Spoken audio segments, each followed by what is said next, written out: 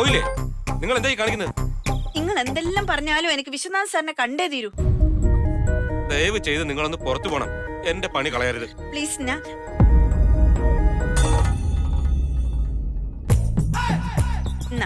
നിങ്ങളെന്താ എനിക്ക് കൈക്കൂലി തരാൻ പോവാണോ? ഇത് കൈക്കൂലിയും കാൽക്കൂലിയും ഒന്നും അല്ല. ആ വിളക്കിന് എത്ര പൈസ വരും? അതൊരു 800-850 രൂപ വരും. ആ, എന്നാ താനിത് പിടിക്ക്.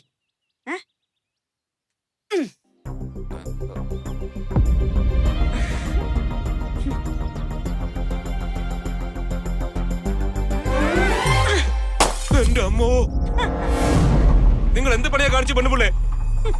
ഞാൻ ഇതിന് സാറിനോട് എന്ത് സമാധാനം പറയൂ ഈശ്വരാ?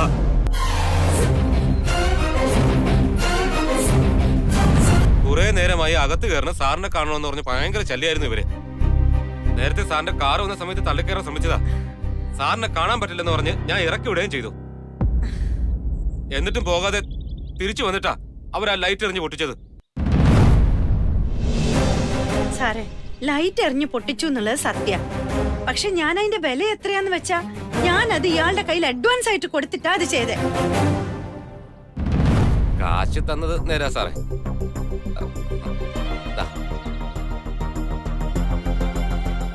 ഇപ്പൊ കണക്ക് ശരിയായില്ലേ സാർ? എന്റെ പേര് സുധാമണി. എന്റെ മോള് സാറിന്റെ സ്കൂളിലാ പഠിക്കുന്നത്.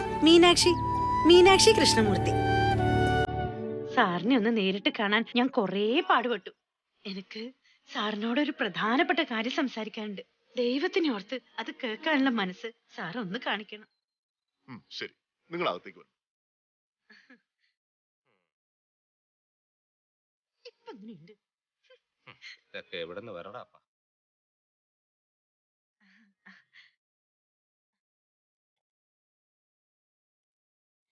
രവി, 2 കപ്പ് ചായ കൂടി എടുത്തോളൂ. കുറച്ച് ഇഞ്ചി കൂടി ഇടണേ. ആ, പിന്നെ കുറച്ച് ഏലക്കയും കൂടി. അല്ല, നിർബന്ധമില്ല, ഉണ്ടെങ്കിൽ മതി. വേറെന്തെങ്കിലും ഉണ്ടോ മേഡം?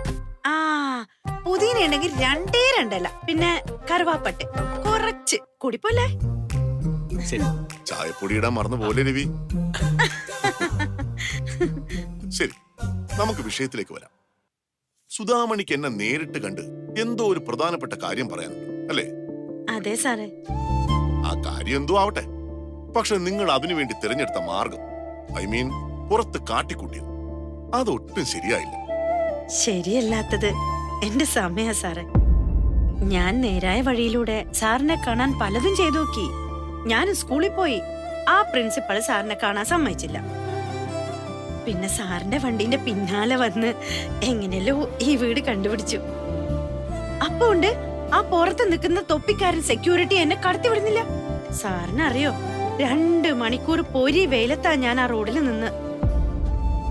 പക്ഷെ ഞാൻ ആ വിളക്ക് എറിഞ്ഞു പൊട്ടിച്ച നിമിഷം അയാൾ എന്നെ സാറിന്റെ മുമ്പ് കൊണ്ടു നിർത്തി. നേരായ മാർഗത്തിലൂടെ കാര്യങ്ങൾ നടന്നില്ലെങ്കിൽ പിന്നെ എന്ത് ചെയ്യും സാർ? എന്തായാലും എനിക്കൊരു കാര്യം മനസ്സിലായി. ആ വിളക്കിന് മനുഷ്യനെക്കാട്ടിലും വിലയുണ്ട്. ഒരു മനുഷ്യൻ വിചാരിച്ചിട്ട് സാധിക്കാത്തത് അതിനെ കൊണ്ട് സാധിച്ചില്ലേ? ഇത്രയും റിസ്ക് എടുത്ത് നിങ്ങൾ എന്തിനാ എന്നെ കാണാൻ ശ്രമിച്ചത്? അത് പറയണം. എനിക്ക് പഠിക്കണം സാറേ.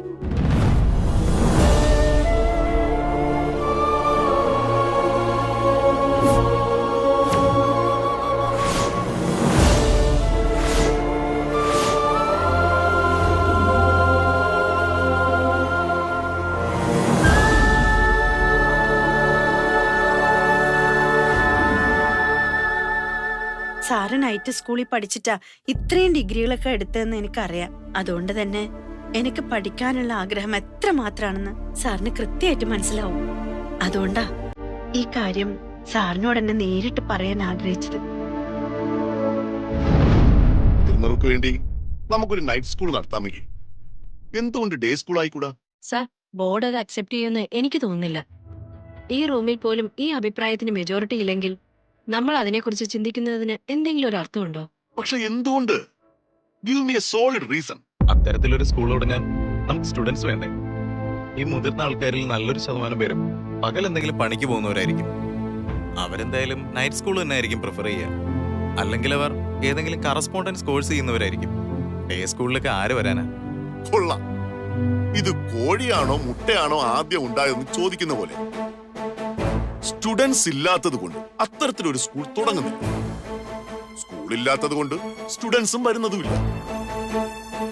തോൽവിയുടെ റിസ്ക് ഏറ്റെടുത്തുകൊണ്ട് തന്നെ മുതിർന്നവർക്ക് വേണ്ടി ഒരു ഡേ സ്കൂൾ നമ്മൾ തുടങ്ങണമെന്നാണ് എന്റെ അഭിപ്രായം. ഏത് കാര്യവും വർക്കൗട്ട് ആവുമോ ഇല്ലയോ എന്ന് അറിയണമെങ്കിൽ ആരെങ്കിലും അതിന് തുടക്കം കുറിച്ചല്ലേ പറ്റൂ. ഞാൻ പറയുന്ന സാറ് കേൾക്കുന്നുണ്ടല്ലോ അല്ലേ? ആ യെസ്.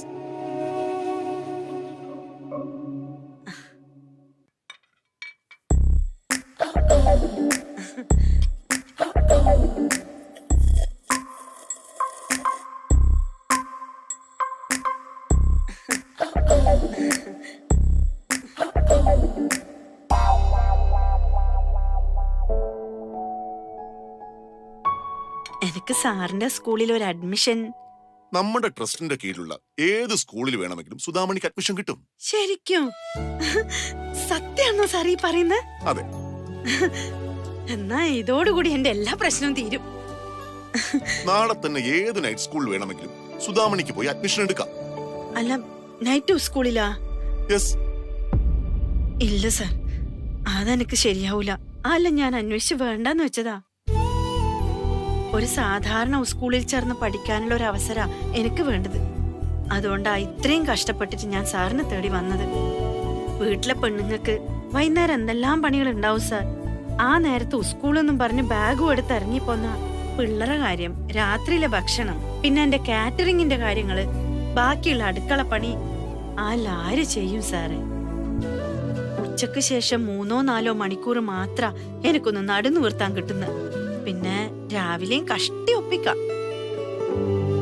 സാറ് ചോദിക്കാൻ പോകുന്നത് എന്തുകൊണ്ട് ഓൺലൈനിൽ പഠിച്ചുകൂടാ എന്നായിരിക്കും അല്ലേ? ഇതിനുള്ള മറുപടി ഞാൻ പലരോടും പറഞ്ഞു മടുത്തു.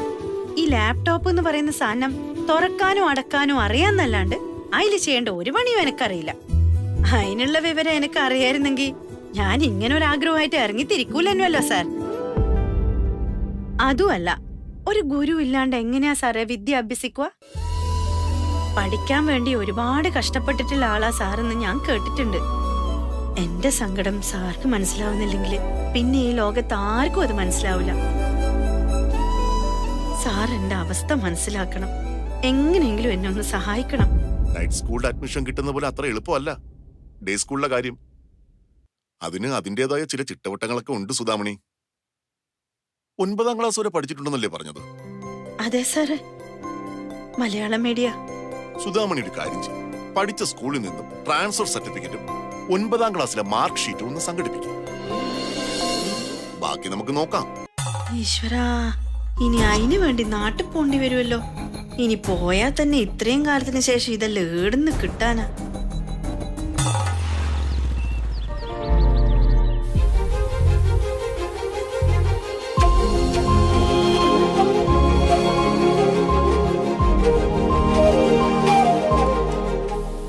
അമ്മ എന്തിനാ ഇന്ന് സ്കൂളിലേക്ക് വന്നത്? അല്ല, അത് പിന്നെ ഞാനുണ്ടല്ലോ. ഈശ്വര, പ്രിൻസിപ്പൾ ഇനി ഇവളോട് സത്യങ്ങളെല്ലാം പറഞ്ഞു കാണുമോ? പ്രിൻസിപ്പൾ എന്നോട് എല്ലാ കാര്യങ്ങളും പറഞ്ഞു. സിലബസിന്റെ പുസ്തകങ്ങളുടെ കാര്യങ്ങളൊക്കെ ആരെങ്കിലും പോയി പ്രിൻസിപ്പളിനോട് നേരിട്ട് അന്വേഷിക്കുവോ? എന്തിനാ അമ്മ വെറുതെ ഇങ്ങനെ ഓരോ മണ്ടത്തരങ്ങൾ കാണിച്ചു വെക്കുന്നേ? മനുഷ്യനെ നാണം കെടുത്താൻ.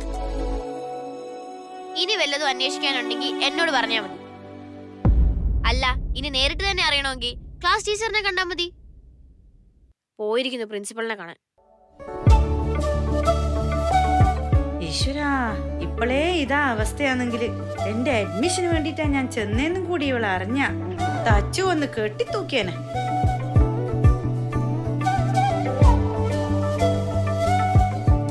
ഈ വിശ്വനാഥൻ സാറും എന്നെ പ്രശ്നത്തിലാക്കിയിട്ടുള്ളത്. ഇത്രയും കൊല്ലം കഴിഞ്ഞ് സ്കൂൾ ലിവിംഗ് സർട്ടിഫിക്കറ്റും മാർക്ക് ലിസ്റ്റും വേണമെന്ന് പറഞ്ഞ ഞാനിത് ഏടെ പോയി എടുപ്പിക്കാനപ്പാ?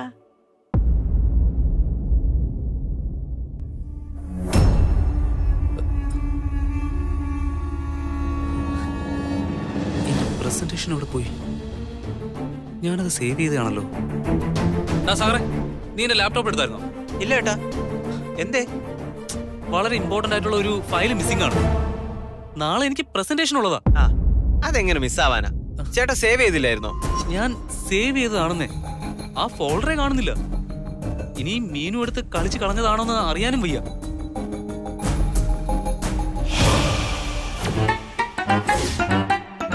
ആ അങ്ങനെയാണെങ്കിൽ പ്രതി മീനാക്ഷിയല്ല, അമ്മയാവാനാ സാധ്യത.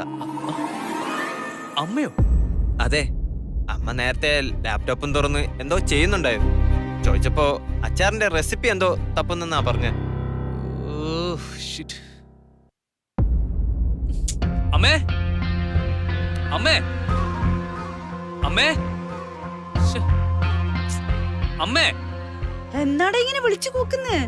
അമ്മ എന്റെ ലാപ്ടോപ്പിൽ നിന്ന് എന്തെങ്കിലും ഡിലീറ്റ് ചെയ്തായിരുന്നോ? ഡിലീറ്റാ? നാളത്തെ പ്രസന്റേഷന് വേണ്ടി ഞാൻ വർക്ക് ചെയ്ത് വെച്ചിരുന്ന ഒരു ഫയല് ഇതിൽ കാണുന്നില്ല. അമ്മ എന്തോ ചെയ്ത് അത് ഡിലീറ്റ് ആയി പോയതാ. എനിക്കത് റീസ്റ്റോർ ചെയ്യാനും ഇപ്പൊ പറ്റുന്നില്ല. എന്റെ 2 ദിവസത്തെ കഷ്ടപ്പാട് മൊത്തവും വേസ്റ്റായി. നാളത്തെ പ്രസന്റേഷന് ഞാൻ ഇനി എന്ത് ചെയ്യൂന്ന് പറ. ഞാൻ എന്ത് പറയാനാ മോനെ, ഞാനൊന്നും ചെയ്തിട്ടില്ല. അമ്മേ വേഗം അടുക്കളയിലേക്ക് ചെല്ല്, എന്തോ കരിഞ്ഞ മണം വരുന്നുണ്ട്. അങ്ങനെ കരിയാനായിട്ട് ഞാനൊന്നും അടുപ്പത്ത് വെച്ചിട്ടില്ലല്ലോ. അതുമല്ല,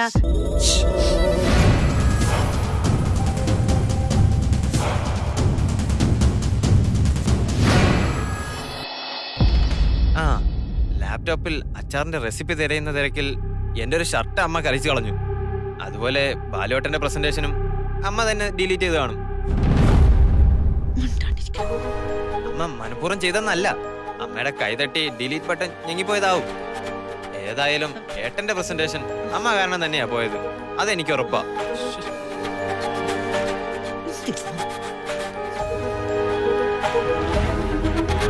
എനിക്ക് വെച്ചിട്ടുണ്ട് കേട്ടോ.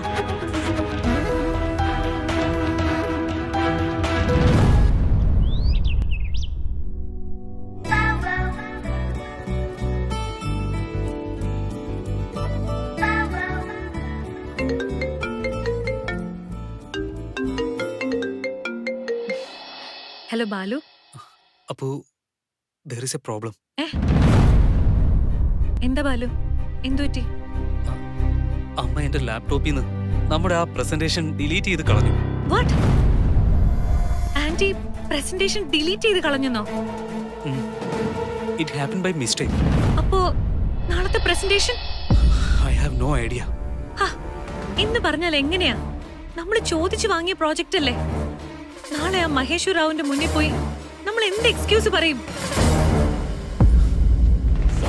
എന്തെങ്കിലും ചെയ്തേ പറ്റൂ ബാലു, അല്ലെങ്കിൽ നാളെ ആകെ നാണക്കേടാവും. ഒരു കാര്യം ചെയ്യാം, നീ ഇപ്പൊ തന്നെ എന്റെ വീട്ടിലേക്ക് വാ. നമുക്ക് രാത്രി മുഴുവൻ ഉറങ്ങാതിരുന്നിട്ടായാലും എങ്ങനെയെങ്കിലും അത് റീവർക്ക് ചെയ്ത് തീർക്കാം. വേറെ വഴിയില്ല.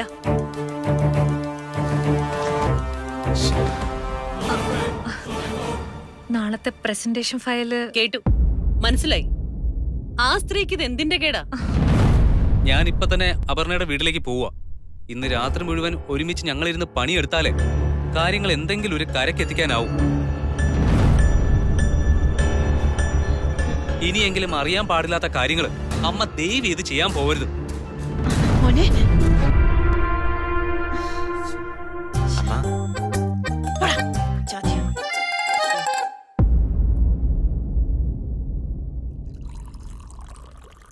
ഓരോ ദിവസവും എനിക്ക് കിട്ടുന്ന പണിക്ക് കയ്യും കണക്കുമില്ല. സാഗറിന്റെ ഷർട്ട് ഞാൻ ഇസ്തിരിയിട്ട് നശിപ്പിച്ചു. ബാലുവിന്റെ ഓഫീസിലേക്ക് അത്യാവശ്യമുള്ള എന്തെല്ലോ ഓന്റെ ലാപ്ടോപ്പ് എന്റെ കൈ തട്ടിയിട്ട് എവിടെയോ പോയി. മീനുവിനെ അറിയിക്കാണ്ട് ഓളെ സ്കൂളിൽ പോയതിന് ഓളെ വക ചീത്ത പറച്ചിലോട് ചീത്ത പറച്ചില്. ഞാൻ എന്ത് ചെയ്യും മാധുമ്മേ? മാധുമ്മേ, ഇതെന്തെന്നാപ്പാ? എന്റെ പറശ്ശിനിക്കടവ് മുത്തപ്പ ഒന്നും വരുത്തല്ലേ മധുമേ? എന്റെ മുത്തപ്പൻ കാത്തു. ഉറങ്ങിപ്പോയിനേനു. സത്യത്തിൽ ഞാൻ പറയാൻ വന്ന പ്രധാനപ്പെട്ട കാര്യം മറന്നേ പോയി. ഞാനൊരു പുതിയ ജീവിതം ആരംഭിക്കാൻ പോവാ മധുമേ. അതിനുവേണ്ടി എന്റെ പഴയ സ്കൂളിലെ സർട്ടിഫിക്കറ്റുകൾ സംഘടിപ്പിക്കാനില്ലേ നാളെ കണ്ണൂരേക്ക് പോവാ ഞാൻ.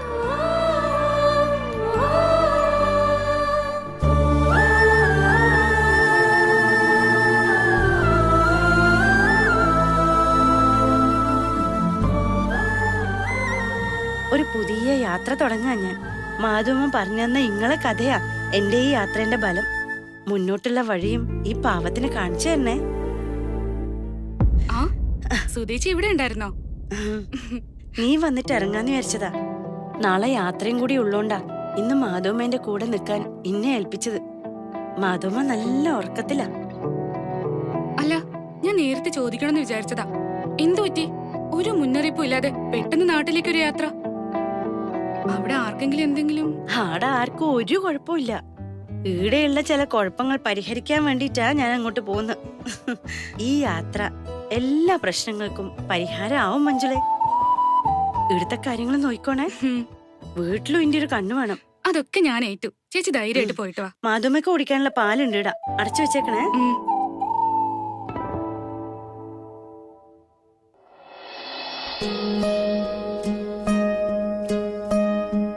ഈ പ്രോജക്റ്റിന്റെ ഏറ്റവും വലിയൊരു അഡ്വാൻറ്റേജ് ഇതിലെല്ലാ വില്ലാസും അപ്പാർട്ട്മെന്റ് ബ്ലോക്സും ഈസ്റ്റ് ഫേസിംഗ് ആണെന്നുള്ളതാ.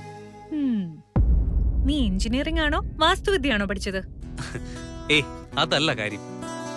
വെസ്റ്റിൽ നിന്നാണ് നമുക്ക് കൂടുതൽ സമയം ഈ സൺലൈറ്റ് കിട്ടുന്നത്. എലിവേഷനെ ബാധിക്കാതെ തന്നെ എല്ലാ സ്ട്രക്ചറിന്റെയും ബാക്ക് റൂഫ് നമുക്ക് സോളർ ആക്കാൻ പറ്റും. പിന്നെ റെയിൻ വാട്ടർ ഹാർവെസ്റ്റിംഗിനുള്ള ഒരു പ്രോപ്പർ പ്ലാൻ നമുക്ക് പ്രസന്റേഷനിൽ ഉൾപ്പെടുത്തണം. ഇനി അതിനും കൂടെ നമുക്ക് എവിടെയാ സമയം ബാലു? ഡോണ്ട് വറി, എല്ലാം ഈ ഫയലിലുണ്ട്. പ്രസന്റേഷനിലേക്ക് ഒന്ന് ആഡ് ചെയ്താൽ മതി. ഓക്കേ.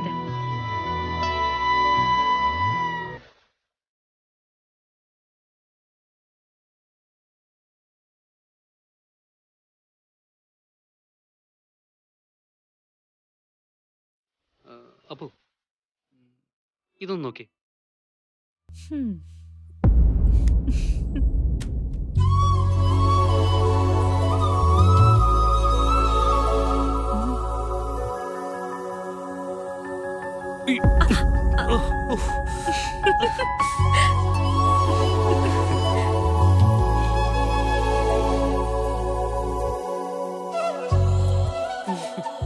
Mismatch. But unique.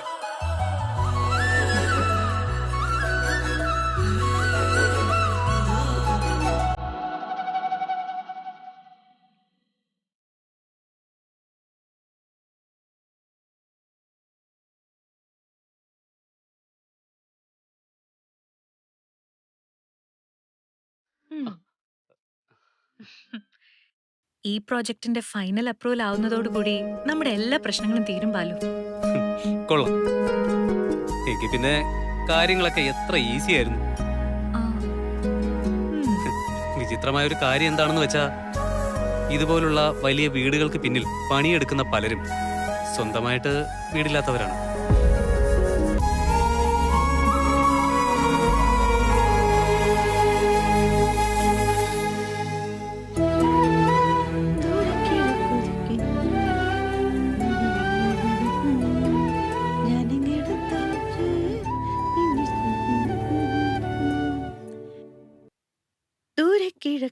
അമ്മ എങ്ങോട്ടെങ്കിലും യാത്ര പോകണോ?